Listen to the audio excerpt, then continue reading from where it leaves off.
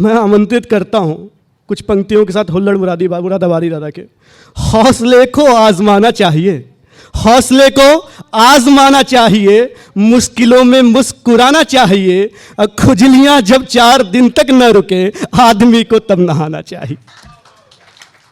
बोतलों से क्या गिला है दोस्तों, बोतलों से क्या गिला है दोस्तों, भाग्य में पौवा लिखा है दोस्तों, और औरतों ने घास डाली फंस गया, आदमी कितना गधा है दोस्तों। एक बार जोरदार तालियां बजाइए श्री बंसीधर मिश्रा जी के लिए। भाई माइक को बढ़िया सेट किया है, भगवान इसके लिए भी किसी को सेट करे। बहुत अच्छे भैया। बहुत अच्छा कवि सम्मेलन हो रहा है। हाँ। आर्यन एरावत नौजवान मंच का संचालन कर रहा है, बिल्कुल वैसी संचालन कर रहा है जैसे राहुल गांधी ने भी कांग्रेस का किया था। दे दिया। अच्छा कवि सम्मेलन है। डंडा बनारसी जी आए, उन्होंने हास्य का डंडा गाड़ा, और देवबंदी जी आए, चांद देवबंदी, इन्होंने मोहब्बत का झंडा गाड़ा, और मनोज चौहान उसको लेके इस्लामाबाद तक चले गए। मतलब मोहब्बत की मैं थ्योरी सुन रहा था। ये हमारा देवबंदी कह रहा था कि काश मुझे एक बार वो चांद कह दे। रुक जा बेटा, 40 साल होने दे, तेरे को भी मोहल्ले के लोग चांद कहेंगे। सबसे मज़ेदार बात तो मेरे को यहाँ ये अच्छी लगी कि जितने बुजुर्ग हैं सामने की कुर्सी में बैठे हैं। हिंदुस्तान में पहली जगह है जहाँ बुजुर्गों की हालत आडवाणी से बेहतर है। और देवबंदी की हिमाकत कि इन बुजुर्गों को मोहब्बत की पाठ पढ़ा रहा था। हाँ, इन्हें सिखा रहा था। मैं 2 लाइन बता दूं इनके बारे में कि अपने मसूड़ों से अखरोट को तोड़ चुके हैं, अपने मसूड़ों से अखरोट को तोड़ चुके हैं, बुलंद इरादों से पहाड़ों को फोड़ चुके हैं। अरे जितनी लड़कियां तूने जिंदगी में नहीं देखी उससे ज्यादा चक्कर चला के छोड़ चुके हैं। ये हमारे बुजुर्ग हैं। अभी ये कभी तय करके आए थे किसी को नहीं छोड़ेंगे।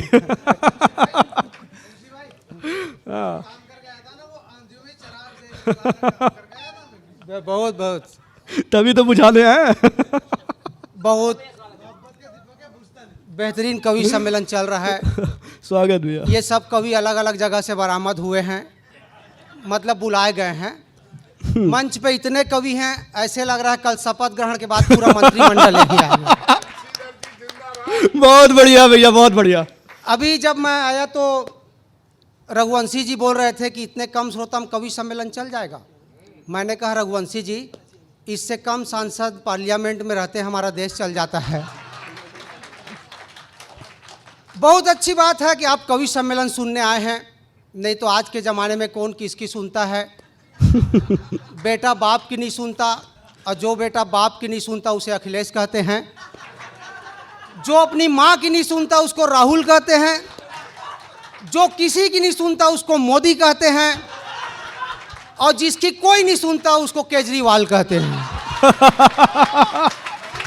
अरे वाह, अरे वाह। ऐसे दौर में आप कवि सम्मेलन सुन रहे हैं, ये बहुत सौभाग्य की बात है। दे दिया गुलाब जामुन हास्य का। वंस मोर का है कि मेरे आड़ में कवित्री बुलाना चाह रहे हैं क्या? मैं तो अभी खड़ा। बहुत बढ़िया भैया, वाह। बेहतरीन कवि सम्मेलन चल रहा है, बढ़िया है। क्या बोल रहा था मैं भूल गया। जब इमरान खान पाकिस्तान के प्रधानमंत्री बने, रघुवंशी जी, जब इमरान खान पाकिस्तान के प्रधानमंत्री बने तब सुनील गावस्कर ने कपिल देव से कहा, कपिल जी आप तो इमरान से भी तेज गेंदबाज हैं, आप भारत के प्रधानमंत्री क्यों नहीं बन जाते?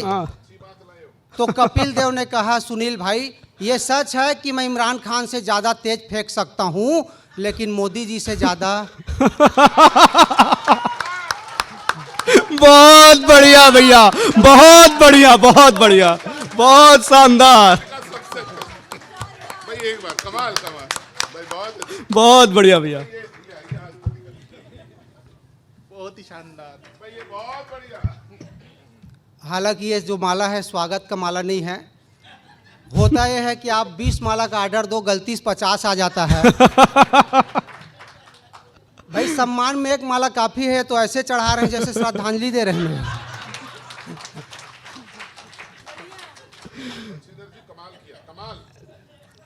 धन्यवाद। अभी हमारे भदौरी जी आए थे, शैल भदौरी, बहुत अच्छे हास्य कोई हैं। मैं इनको पहले से जानता हूँ। ये स्कूल में शिक्षक थे, लेकिन इनको निकाल दिया गया। नहीं, उसका कारण यह है कि इनके में एक ही खराब आदत है, तंबाकू खाने की। अब ये स्कूल में कक्षा में इतिहास पढ़ा रहे थे, अचानक इनके अंदर तंबाकू खाने की चुलुक जाग गई। 40 मिनट का पीरियड कैसे करें, लेकिन इनकी इंटेलिजेंसी देखिए। इन्होंने कहा, बच्चों आज मैं तुमको अंग्रेज़ों के बारे में बताऊंगा। ये जो मेरी हथेली है समझ लो एशिया महाद्वीप है। फिर उन्होंने तंबाकू निकाल के कहा, उसमें हमारा देश फैला हुआ है। चूना निकाल के बोले, हमारे देश में गोरे गोरे अंग्रेज आ गए। उन्होंने हमारी अर्थव्यवस्था को मसल कर रख दिया। लेकिन हमारे क्रांतिकारियों ने अंग्रेजों की ऐसी ठोकाई की कि पूरी दुनिया के लोगों ने दांतों तले उंगली दबा ली। छत्तीसगढ़िया सबसे बढ़िया। बहुत अच्छे भैया, बहुत अच्छे, बहुत अच्छे, बहुत अच्छे। सबको पता चल गया बनारस आने वाले पिंडदान यही होके रहेगा। समय की सीमा है। मैं सबसे ज्यादा अगर किसी से मेरे को जलन लग रहा है तो इस भाई से लग रहा है। ये बार बार मेरे सामने आके मेरे हेयर स्टाइल को चुनौती दे रहा है। ये मतलब ठीक बात नहीं है।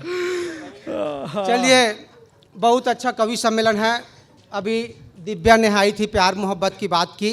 मैं तो कहता हूँ मैडम, तुम्हारे आवाज़ में जादू है, चेहरे में चमक है। तुम्हारे आवाज़ में जादू है, चेहरे में चमक है, जरूर तुम्हारे टूथपेस्ट में नमक है। बहुत अच्छे ढंग से प्यार मोहब्बत दिल की बात कर रही थी। कवित्री लोग करते हैं, कहते हैं दिल मैंने उसको दिया, उसने तोड़ दिया, फोड़ दिया। और प्यार अगर गीतकारों ने सबसे ज़्यादा ऐसी तैसी किसी की है तो दिल की है। हमारे गीतकार नहीं, हमारे गीतकार तो बेहतरीन है, सिनेमा के गीतकार। रघुवंशी जी, मैं इसे साबित करता हूँ कि गीतकारों ने दिल का कैसे डिमोशन किया है।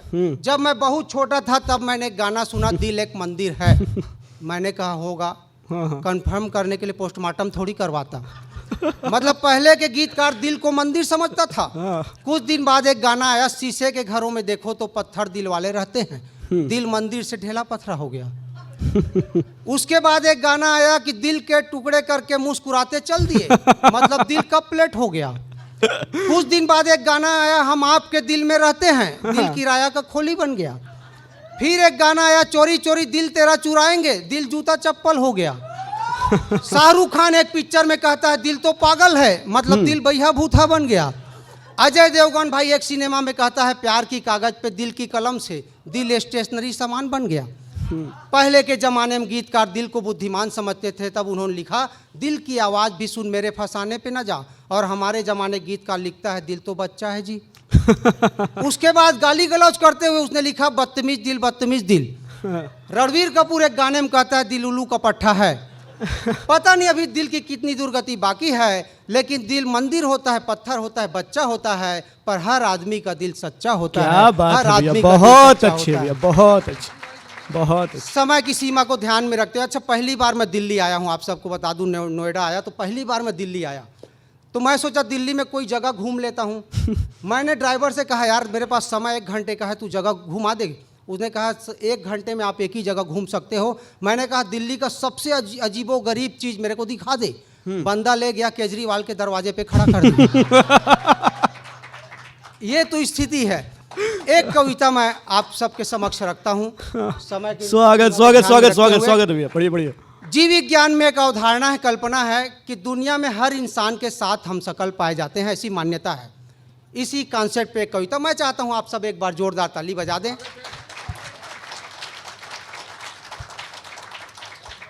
दुनिया में हर इंसान के साथ हम शकल रहते हैं, दुनिया में हर इंसान के साथ हम शकल रहते हैं, इसे मैं नहीं बड़े बड़े वैज्ञानिक कहते हैं। खैर क्षय से मुझे कोई प्रॉब्लम नहीं, खैर क्षय से मुझे कोई प्रॉब्लम नहीं, लेकिन मेरा 7वां हम शकल मेरे शहर का भिखारी था। लेकिन मेरा 7वां हम शकल मेरे शहर का भिखारी था। भिखारी क्या था साहब, बहुत बड़ा शिकारी था। हम दोनों की शक्ल को देखकर लोग उलझ जाते थे, हम दोनों की शक्ल को देखकर लोग उलझ जाते थे। उसे कवि और मुझे भिखारी समझ जाते थे, उसे कवि और मुझे भिखारी समझ जाते थे। जब भिखारी किसी घर भीख मांगने जाता तो लोग कहते यार कोई नई कविता लिखी हो तो पढ़। जब भिखारी किसी घर भीख मांगने जाता तो लोग कहते यार कोई नई कविता लिखी हो तो पढ़। और जब मैं किसी घर जाता तो कहते चिल्हर नहीं है आगे बढ़। जब मैं किसी घर जाता तो लोग कहते चिल्हर नहीं है आगे बढ़। भिखारी का कलर भी मेरी तरह चॉकलेटी नहीं, चॉकलेटी इसलिए कि 3 कलर के लोग इस दुनिया में पाए जाते हैं। एक गोरे कलर के जैसे अनीता सिंह जी, दूसरा काले कलर के जैसे हमारा लक्ष्मीकांत जायसवाल, तीसरा चॉकलेटी जैसे मैं। जब तक मेरे पास वही बचा था। आपको काला काहे कहूं। उसका कलर भी मेरी तरह चॉकलेटी, उसके पास भी एक खूबसूरत निकला हुआ पेट था, कुल मिला के फोटो कॉपी की तरह डुप्लीकेट था। लेकिन कहाँ वो 2 कौड़ी का भिखारी, मेरे पास कविता लिखने का आर्ट है, लेकिन लोग कहते हैं वो मेरे से थोड़े ज़्यादा स्मार्ट है। लोग कहते हैं वो मेरे से थोड़े ज़्यादा स्मार्ट है। हम दोनों की शक्ल का फायदा है कवि लोग भी उठाने लगे, हम दोनों की शक्ल का फायदा है कवि लोग भी उठाने लगे। कवि सम्मेलन में मेरी जगह उसी को बुलाने लगे। मैंने ऑब्जेक्शन किया तो बोले, मैंने ऑब्जेक्शन किया तो बोले भले ही कविता के मामले में तेरे से कच्चा है पर पेमेंट के हिसाब से अच्छा है। भले ही कविता के मामले में तेरे से कच्चा है पर पेमेंट के हिसाब से अच्छा है। तू तो नोटों के लिए प्राण खाता है, वो बेचारा चिल्हर में मान जाता है। तू तो नोटों के लिए प्राण खाता है, वो बेचारा चिल्हर में मान जाता है। एक दिन मेरी पत्नी ने कहा मुझे पैसे चाहिए, मैंने कहा छुट्टे नहीं है। उसने कहा आपको तो छुट्टे के बहाने कंजूसी की बीमारी है, आपसे अच्छा तो भिखारी है, आपसे अच्छा तो भिखारी है। अरे सीधी तरह पैसे देते हो कि दूसरा तरीका अपनाऊं, कल से भिखारी कोई घर में बुलाऊं। मैंने भिखारी से कहा रे भिखारी तुझ में थोड़ी भी शर्म हो अगर तू फौरन छोड़ दे शहर।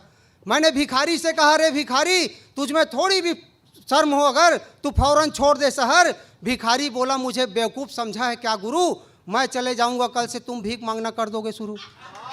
मैं चले जाऊंगा कल से तुम भीख मांगना कर दोगे शुरू। वैसे भी कमाई के मामले में तू मेरे से आधा है, वैसे भी कमाई के मामले में तू मेरे से आधा है। एक शिक्षक की सैलरी से भिखारी कलेक्शन ज़्यादा है, एक शिक्षक की सैलरी से भिखारी कलेक्शन ज़्यादा है। मत पूछो दोस्तों, मत पूछो दोस्तों, भिखारी के चक्कर में मैंने क्या क्या नहीं मिस किया। सुना है वैलेंटाइन डे के दिन मेरी गर्लफ्रेंड को उसने किस किया। सुना है वैलेंटाइन डे के दिन मेरी गर्लफ्रेंड को उसने किस किया। भिखारी और मेरी शक्ल को लेकर हर जगह भ्रांति है। मंच में कवि खड़ा है कि भिखारी क्या गारंटी है, क्या गारंटी है। जय भारत जय छत्तीसगढ़। नमस्कार दोस्तों, मैं राहुल जैन और मैं नोनी जैन। नमोकार चैनल पर आपका हार्दिक स्वागत है। सभी प्रकार के कार्यक्रम चाहे वो धार्मिक हो, राजनीतिक हो या फिर सांस्कृतिक की फुल एचडी क्वालिटी में रिकॉर्डिंग कराने और उसे चैनल पर प्रसारित कराने के लिए हमसे आज ही संपर्क करें। संपर्क सूत्र आपको वीडियो में और नीचे डिस्क्रिप्शन में मिल जाएगा। तो देर किस बात की।